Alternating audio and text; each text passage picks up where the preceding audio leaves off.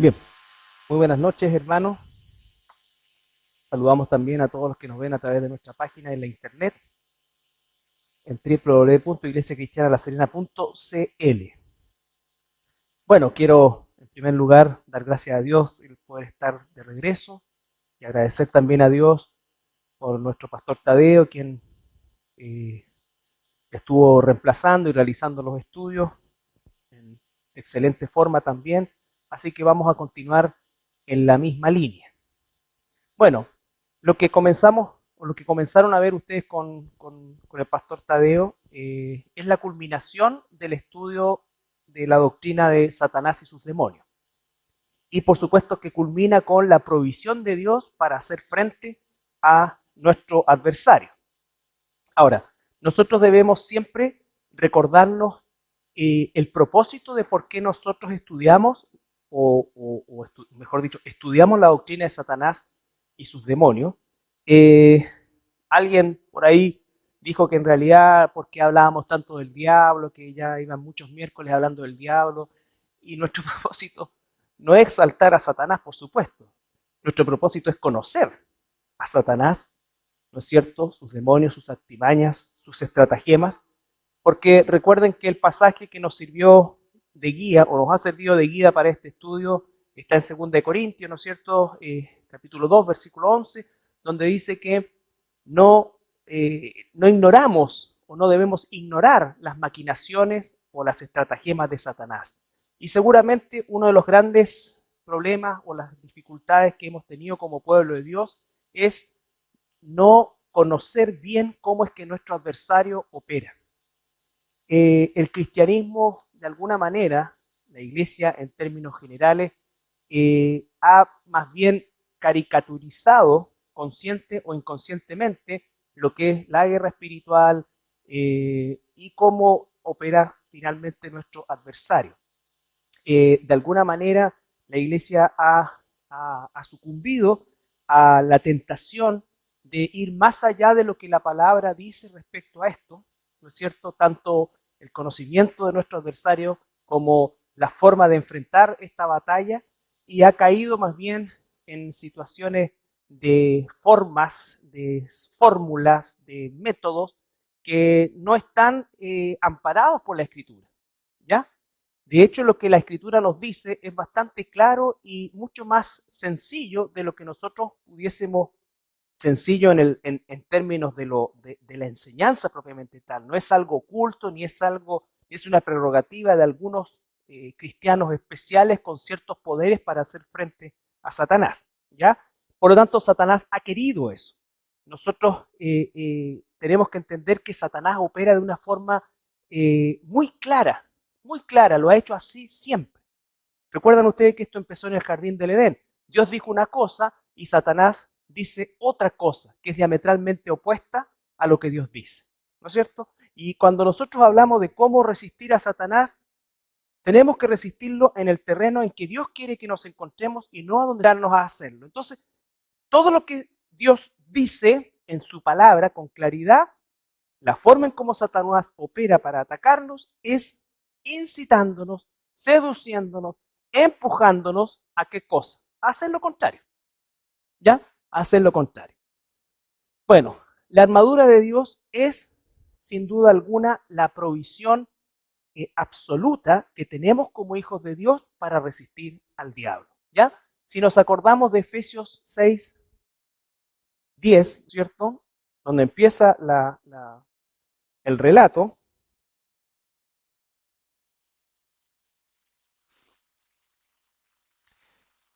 Por lo demás, hermanos míos, fortaleceos en el Señor y en el poder de su fuerza. Fortaleceos en el Señor y en el poder de su fuerza. Perdón, ¿va a leer alguien acá? Perfecto. Por lo demás, hermanos míos, fortaleceos en el Señor y en el poder de su fuerza. Vestíos de toda la armadura de Dios, para que podáis estar firmes contra las acechanzas del diablo. Porque no tenemos lucha contra sangre y carne, sino contra principados, contra potestades, contra los gobernadores de las tinieblas de este siglo, contra huestes espirituales de maldad de las regiones celestes. Por tanto, tomad toda la armadura de Dios, para que podáis... Habla de en primer lugar, reconocer el conflicto, reconocer al enemigo, que es lo que hemos estado haciendo a lo largo de estos miércoles, y para prepararnos a la batalla, nosotros tenemos 3 verbos que nos hablan de fortalecernos en el poder de la fuerza de Dios, vestirnos, tomar y resistir. ¿Ya?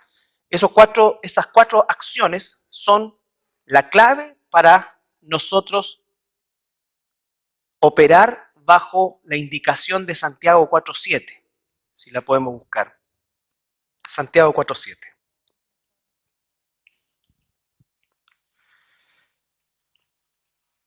Someteos pues a Dios, resistid al diablo y huirá de vosotros. Ya, fíjense en el orden, no olvidemos esto. Esto es sencillo y claro de entender. Primero dice, someteos a Dios. La primera cosa es someternos a Dios. Posteriormente dice, resistir al diablo. Y como consecuencia de esto, el diablo huirá, por cierto, momentáneamente, volverá en algún momento, pero en ese momento huirá de nosotros. Nosotros, si salimos del marco de las indicaciones de Dios, vamos a caer en la trampa de Satanás y ha metido en la cabeza de la iglesia que los cristianos o ciertos cristianos, lo que es peor aún, tienen el poder de aplastarle la cabeza al diablo, de amarrarlo, de atarlo, de encadenarlo, de mandarlo al abismo y todo ese tipo de cosas. Satanás mismo las ha creado, porque la guerra ya está ganada, las batallas ya están ganadas. Nosotros peleamos, o la participación nuestra, mejor dicho, en esa batalla es una participación de obediencia según no según nosotros. Ustedes recuerden en el Antiguo Testamento también, por ejemplo, cuando Dios envió a Gedeón a pelear con los filisteos, o se iba a enfrentar con los filisteos, finalmente llegaron a un número de 300 soldados, los cuales eran una inferioridad numérica gigantesca en relación a los filisteos, pero incluso cuando llegan esos 300 al campamento de los filisteos ya estaban todos muertos. Dios había propiciado que se mataran entre ellos. ¿Y qué hicieron ellos? Entonces solamente obedecieron. ¿A nosotros qué nos está diciendo? Resiste y Satanás huirá de nosotros. ¿Ya? Cuando Pablo está hablando de la armadura, esto lo vieron también la semana pasada, está en su imagen, en su mente, está el hecho de que él se familiarizó mucho con el soldado romano, no de una forma grata quizás. Por favor, si se puede juntar la puerta o colocarle un tope, mi hermano, porque se va a venir de golpe y solo por la gracia de Dios nos han quebrado esos vidrios. Pero no podemos abusar de la gracia.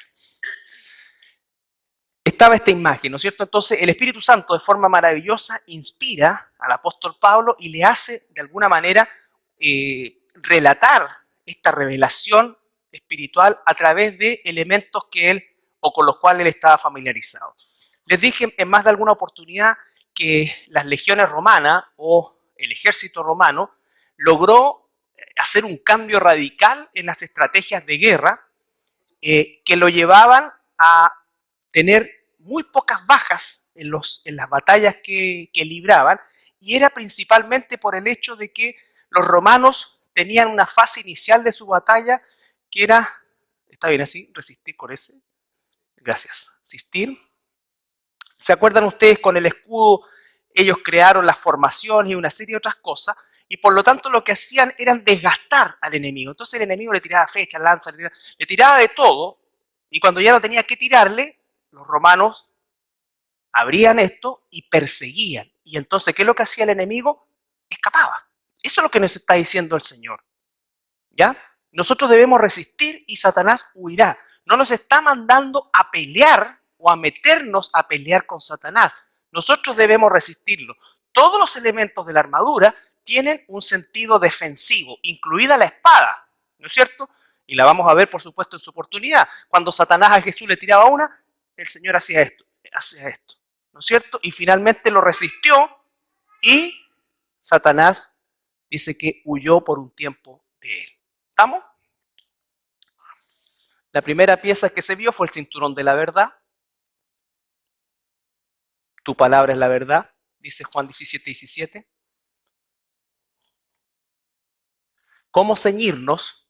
el cinturón de la verdad, autodisciplina. Nosotros necesitamos autodisciplina.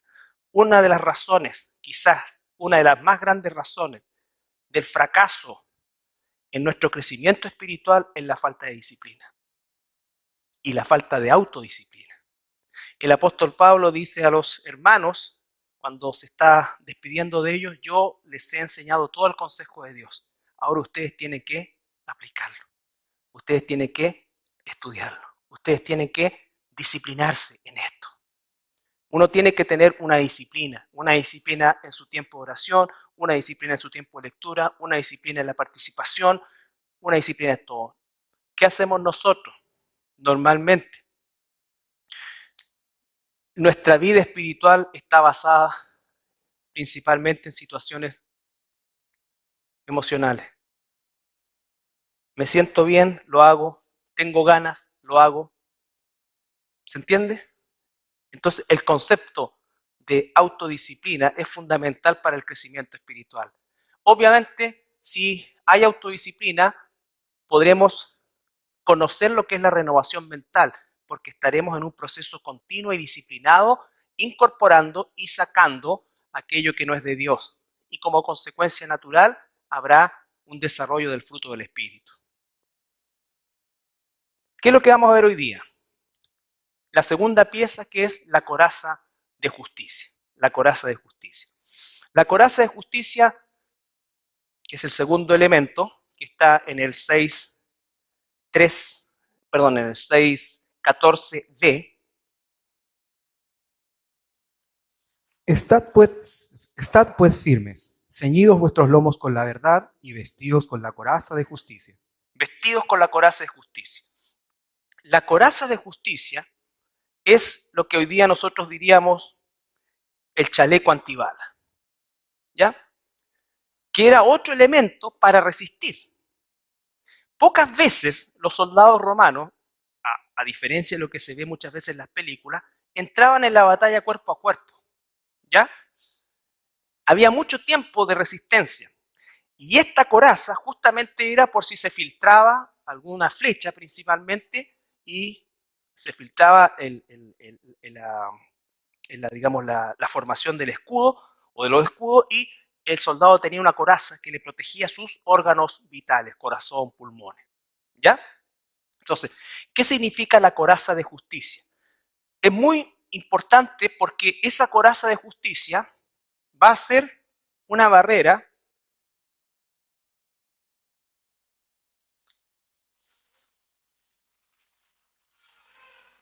que debe ser bien gruesa, en el caso de nosotros, para resistir los dardos. Aquí está la cara por si acaso. Medio aguileño el niño, pero ahí está. ¿Y qué es lo que protege? Fíjense que no está protegiendo la cabeza, está protegiendo el corazón. Que recuerden ustedes, para los judíos, el corazón no solamente era el asiento de los pensamientos, sino que principalmente, al igual que hoy, de las emociones y las entrañas también. ¿Ya? Entonces, ¿por qué? Porque Satanás va a buscar de dos maneras, ¿no es cierto?, penetrar nuestra coraza y después vamos a ver también nuestro casco. Una es con ideas falsas, pero otra también es con nuestras emociones. Nosotros como seres humanos estamos lejos de ser seres racionales y nosotros somos seres más bien emocionales, reaccionamos. Satanás va a buscar una grieta en nuestra coraza que pueda, donde pueda penetrar una flecha en nuestro corazón para traer desánimo, para traer ira, para que ese desánimo después se transforme en raíz de amargura, para inutilizarnos, ¿ya? Para inutilizarnos. ¿Se entiende esto? Entonces, la coraza de justicia protege nuestras emociones, protege nuestros pensamientos, nos protege, en definitiva, de cualquier dardo del enemigo que impida que nosotros andemos en la justicia de Dios. ¿Ya? Cualquier cristiano medio sabe, por ejemplo, que es pecado no congregarse. ¿No es cierto? Pero ¿por qué no se congrega? ¿Es un problema de lo que sabe? Es un problema de lo que siente. Se siente cansado, se siente aburrido, se siente que es más de lo mismo, siente, o peor aún, tiene un problema contra alguien y no quiere eso. No quiere tener contacto con esa persona. Dios dice, tu lucha no es con las personas, es con lo que está detrás, o en algunos casos, dentro de la persona. ¿Ya? Pero ¿qué es lo que entonces va a decir Satanás? Que nuestro problema es con la persona. Él hace exactamente lo contrario. Exactamente lo contrario. No es fácil porque la persona es lo que vemos. ¿Cierto? Pero nosotros, ¿qué es lo que dice? No tenemos lucha contra personas, contra carne y sangre, sino contra principados, potestades, etc. Entonces, si nosotros combatimos a nivel de personas, ¿qué es lo que vamos a hacer? Nos vamos a descalificar, nos vamos a ofender y una serie de otras cosas. Entonces, eso es lo que busca Satanás. ¿Ya? Ahora, esa justicia a la que hace alusión la coraza no es la justicia imputada. Romanos 3, 23 al 25. Por cuanto todos pecaron y están destituidos de la gloria de Dios, siendo justificados gratuitamente por su gracia, mediante la redención que es en Cristo Jesús, a quien Dios puso como propiciación por medio de la fe en su sangre, para manifestar su justicia, a causa de haber pasado por alto en su paciencia los pecados pasados. La justicia a la que se refiere de Romanos 3, 23 al 25 es la justicia posicional. Yo estaba sin Cristo, ¿no es cierto? Caminando en las tinieblas y con destino al infierno. Dios en su infinita misericordia me sacó de acá y me instaló acá, ¿no es cierto? Él me justificó por medio de su muerte, por medio de su sangre y me imputó justicia. ¿Ya? Esa es la justicia imputada, esa es una justicia posicional. ¿Ya? Capítulo 4, versículos 6 al 8 de Romanos. Como también David habla de la bienaventuranza del hombre a quien Dios atribuye justicia sin obras, diciendo, bienaventurados aquellos cuyas iniquidades son perdonadas y cuyos pecados son cubiertos. Bienaventurado el varón a quien el Señor no inculpa de pecado. 1000 años antes de Cristo, David va y habla en la misma dirección, ¿no es cierto? Somos justificados por Dios. Bienaventurado a aquel quien Dios le perdona todas sus iniquidades, ¿no es cierto? ¿Quién lo cambia de acá a acá? Esa es la justicia posicional. No es esa justicia. Según de Corintios 5:21 dice, al que no conoció pecado, ¿se acuerdan ese pasaje? Tiene que ser de memoria. Al que no conoció pecado, por nosotros lo hizo pecado para que nosotros fuéramos hechos justicia de Dios en él. Es decir, la coraza de justicia no está haciendo alusión a esta justicia, que es la justicia posicional. Pero, obviamente, si no estoy justificado posicionalmente, jamás podré ponerme la coraza de justicia. Las estamos enseñando por separado, pero una no puede existir sin la otra. ¿Ya? Tampoco se refiere a la autojustificación, que es la más horrible de todas las formas de pecado que quizás uno pueda tener delante de Dios. ¿Ya? La autojusticia. ¿Por qué piensan ustedes que la autojusticia puede ser el más horrible de los pecados frente a Dios? Alguien podría pensar, no, si alguien es un criminal, eso es horrible. Pero la autojusticia, porque no reconocemos, porque declaramos que no necesitamos a Dios. O sea, yo soy lo suficientemente bueno y capaz de ser bueno que no necesito a Dios. ¿Ya? Entonces, esa autojustificación, veamos Isaías 64:6.